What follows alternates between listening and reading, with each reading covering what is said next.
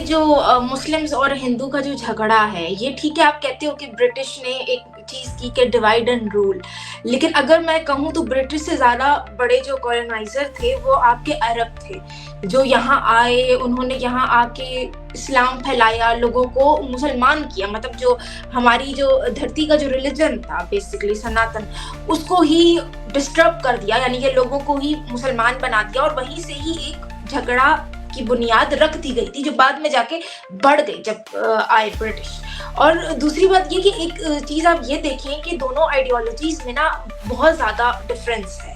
जहाँ पे सनातन जो है वो बहुत ही अमन पसंद या एक तरह से एक थोड़ा सेकुलर आइडियोलॉजी है, तो वहीं जो सबसे इब्राहिमिक रिलीजन के जो एक एक्सट्रीम जो एक फॉर्म नज़र आती है वो इस्लाम नज़र आता है। तो उसको अगर देखा जाए तो ये चीज़ वहीं शुरू हो गई। फिर दोनों की टीचिंग्स बहुत डिफरेंट हैं। इस्लाम में एक वाज़ेह है कि भाई सबसे सुपीरियर है आपका रिलीजन, आपका गॉड, ठीक है। बाकी और स्पेशली हेट सिखाया जाता है फॉर पॉलीथियस्ट, फॉर आइडल वर्शिपर्स, और उनको वर्स्ट क्रिएचर कह के पुकारा गया है कुरान पाक में।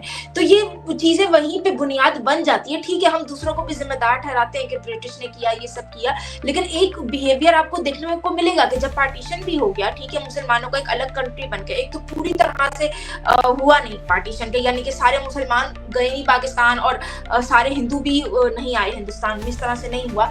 लेकिन अभी भी आप देखो कि जो मुसलमान हैं हिंदुस्तान में, उनका भी एक अलग ही रवैया है। मतलब वो चाहते हैं कि अभी भी भारत का डिवीजन ही हो, हम अलग हो जाए किसी तरह से, या वो बिल्कुल अलग बिहेव करते हैं। मतलब उनकी जो लॉयल्टी होती है वो कम ही नजर आता है कि वो भारत के साथ होती है। ज्यादा उनको बांग्लादेश की, पाकिस्तान की, फलस्तीन की उनको ज्यादा पड़ी होती है। नजर आता है कि जी पाकिस्तान के झंडे लहरा रहे हैं, ये सब है। तो ये एक बड़ी अजीब सी। और फिर अगर आप हिंदूज जो पाकिस्तान में रहते, अब आप उनका बिहेवियर देखो तो वो माइनॉरिटी की तरह बिहेव करते।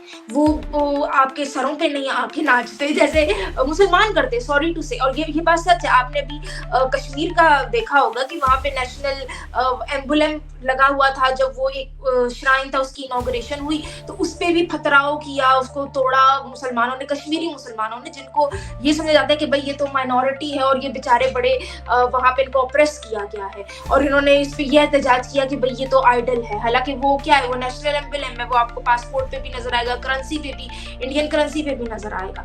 लेकिन अगर उसके बरक्स आप जो हिंदू माइनॉरिटी है पाकिस्तान में, उसका अगर आप बिहेवियर चेक करो तो वहाँ पे कभी ऐसा नहीं हुआ कि इन्होंने कोई इस तरह का प्रोटेस्ट निकाला हो, कोई इस किस्म का सरतन से जुदा किस्म के स्लोगन निकाले हो। लेकिन ये होता है, हिंदुस्तान में होता है। एक आपको याद होगा नूपुर शर्मा का वाकया हुआ, ब्लास्फेमी के उनके ऊपर इल्जाम लगा दिया। हालांकि उन्होंने खुद ही हदीस कोट की थी, जो हदीस किताबों में है, ठीक है, वो उन्होंने कोट की, तो उस पर इल्जाम लग गया कि जी ये तो उन्होंने ब्लास्फेमी की है। फिर वो लोग जिन्होंने इनको सपोर्ट किया, जिन्होंने खुद कुछ ब्लास्फेमी नहीं की, जिन्होंने कोई क्रिटिसिज्म नहीं किया, सिर्फ जिसे सपोर्ट किया उनकी गर्दन काट दी, जैसे कि वो कन्हैया लाल जो एक टेलर था। तो एक बात है कि लोगों में बड़ा डिफरेंस है और दोनों आइडियोलॉजीज हकीकतन भी बहुत एक दूसरे से डिफरेंट हैं।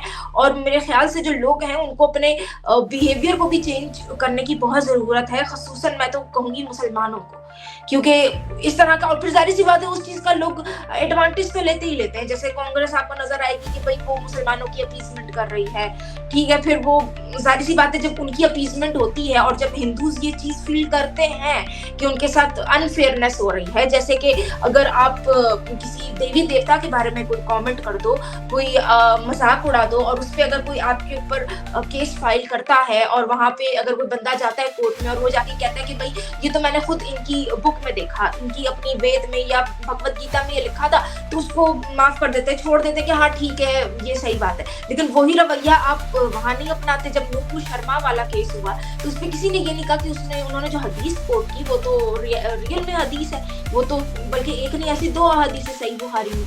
लेकिन नहीं, वहाँ पे उल्टा सारा जो इल्जाम था वो नूपुर शर्मा पे आ गया, उन्हीं को ही कसूरवार ठहरा दिया कि इनकी वजह से दंगे हो रहे हैं मुसलमान और हिंदू के। तो ये जब अनफेयरनेस देखते हैं ना हिंदूज भी इंडिया में, तो उसकी वजह से फिर जाहिर सी बात है वो भी राइट विंग को बहुत ज्यादा सपोर्ट करते हैं। फिर वो भी मोदी सरकार ही चाहते हैं, क्योंकि उनको ये फील होता है कि हमारे साथ जो है वो कांग्रेस भी नहीं हमारे लिए खड़ी है। मुस्लिम्स जो है वो भी अपना उनका अलग ही कुछ चीजें चलती हैं, जैसे लव जिहाद कर रहे हैं, डेमोग्राफी चेंज करने की जिहाद की कोशिश, फिर अपना वो एक हर जगह, और ये सॉरी टू से सिर्फ हिंदुस्तान की बात नहीं है, आप बाहर जाके वेस्ट में भी देख लो तो मुसलमानों का एक रवैया रहता है कि हमें टेक ओवर करना है, हमें जिहाद करना है, हमें अपनी आइडियोलॉजी, अपने रिलीजन को हर जगह फैलाना है, स्प्रेड करना है। तो ये जब इस तरह की चीजें लोग देखते हैं तो फिर उसका रिएक्शन होता है, फिर उसके मुकाबले में जो दूसरा राइट विंग है वो एक्टिव हो जाता है। और ये सिर्फ हिंदुस्तान की बात नहीं है कि अभी पाकिस्तानी कहते हैं कि भाई ये राइट विंग बीजेपी बहुत ज्यादा पावर में आती है हिंदुस्तान में और अब पता नहीं मुसलमानों के साथ क्या होगा, उनको लगता है कि कुछ उनके साथ अनफेयर ट्रीटमेंट होगा या एक्सट्रीमिज्म बढ़ जाएगा या हिंदुत्व आइडियोलॉजी ज्यादा फैल रही है। तो ये सिर्फ हिंदुस्तान का मसला नहीं है, आप वेस्ट में जाके देख लो, वहां भी ऐसे ही है। वहां पे भी जो राइट विंग है, जो कंजर्वेटिव जो पार्टीज हैं, जो सारा कुछ है, वो दोबारा से मतलब क्रिश्चियनिटी को वो लोग अब रिवाइव करना चाह रहे हैं क्योंकि उनको ये लग रहा है कि जी ये तो इस्लाम आके टेक ओवर करना चाहता है। तो ये जो तरीके थे ये बहुत शुरू से ही पहले ये डिवीजन बन गया था, वरना ये कोई ठीक है डिवाइड एंड रूल हुआ, लेकिन उन्होंने भी तो देखा ना कि पोटेंशियल थी कि भाई एक कुछ लोग ऐसे हैं वो भी मुसलमान, और ये आपको पता कैसे चलेगा? ये आप देख लो, अभी भी हिंदुस्तान में आप देख लो तो मुसलमान रह रहे, आराम से रह रहे, बल्कि मैं तो कहूंगी कि वहाँ की जो इकोनॉमी है, जो चीजें हैं, उस लिहाज से मुसलमान वहाँ ज्यादा खुश है। उनको आज अगर बॉर्डर खोल दिए जाए, कहा जाए आप पाकिस्तान जाओ, मेजोरिटी मुझे नहीं लगता जो हिंदुस्तान में बैठे हुए मुसलमान है वो जाना पसंद करेंगे। लेकिन अगर आप पाकिस्तान में हालत देख लो माइनॉरिटी की, ना सिर्फ हिंदू की, क्रिश्चियंस की आप देख लो, अहमदी लोग जिन्होंने खुद बहुत बड़ा रोल प्ले किया पाकिस्तान को बनाने में, वो भी आज वो भी प्रोसिक्यूट हो रहे हैं। तो ये एक समझना पड़ेगा कि एक ऑलरेडी एक ऐसी आइडियोलॉजी को जन्म दिया गया था जब ये अरबिक लोग, जब अरब से आए ये कॉलोनाइजर, इन्होंने एक ऐसी आइडियोलॉजी डाल दी हमारे सब कॉन्टिनेंट में जिनका कोर बिलीफ ही यही है कि हम अलग हैं, हम अलग हैं, हम सुपीरियर हैं, हमने अपना रिलीजन फैलाना है। तो अब आप उसको कैसे करोगे? मतलब अगर मैं ऑनेस्टली बोलूं तो आप होली बुक्स और भी देख लो, लेकिन आपको कहीं ये नजर नहीं आएगा कि भाई ये वर्स क्रिएचर है आइडल वर्शिप पर, या इनको ये सजा होगी, या आपने जिहाद करना है।